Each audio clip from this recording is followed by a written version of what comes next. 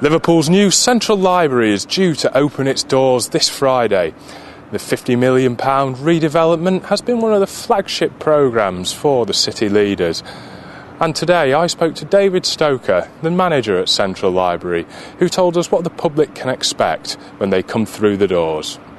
I'm David Stoker, manager of the Central Library, and we're based here at the atrium of the fantastic new Central Library, which is a tremendous blend of old and new buildings. This is also the home of Liverpool's archive that we're going to have a look into today.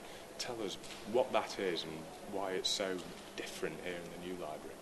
Well, it's really essential for any understanding of the history of Liverpool.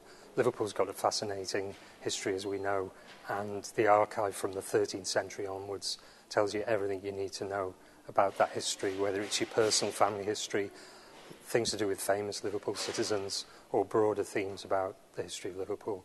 And we've now got excellent storage for this archive, but also we've got excellent, much improved access, more space, more bright conditions for looking at the archives, showcases, and overall much improved. Tell us, it's cost £50 million, it's nearly ready to open. It doesn't look like any library I've ever been in before. What's different about it?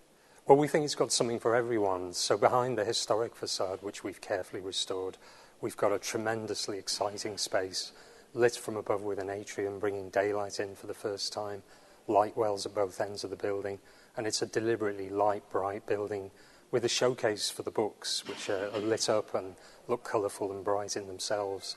We've got a cafe, we've got double the number of computers than before, we've got Wi-Fi around the whole building, and a tremendous blend of old and new spaces. So the fantastic Picton reading room's been fully restored, but access is open to that more than ever before.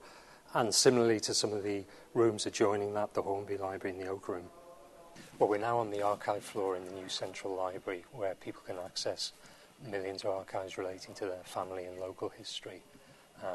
And over the next few days, my colleagues will be talking about some different items relating to Liverpool's astonishing history. Okay, and what is it you've got here? Well, this document is particularly important. It's dated 28th of August 1207, the earliest document that we have, and this was the foundation for Liverpool's later growth. It was a letters patent, an open letter with the status of a charter that was granted by King John to basically invite people to come and settle in Liverpool to build up the port, and in return it gave them various important privileges and trading rights and freedoms, and the freedom was a key thing, freedom to run the borough, freedom to trade. King John particularly wanted to do this because he was interested in the point of embarkation to Ireland, and he was avoiding the Earl of Chester and the port of Chester, who was too powerful for his liking.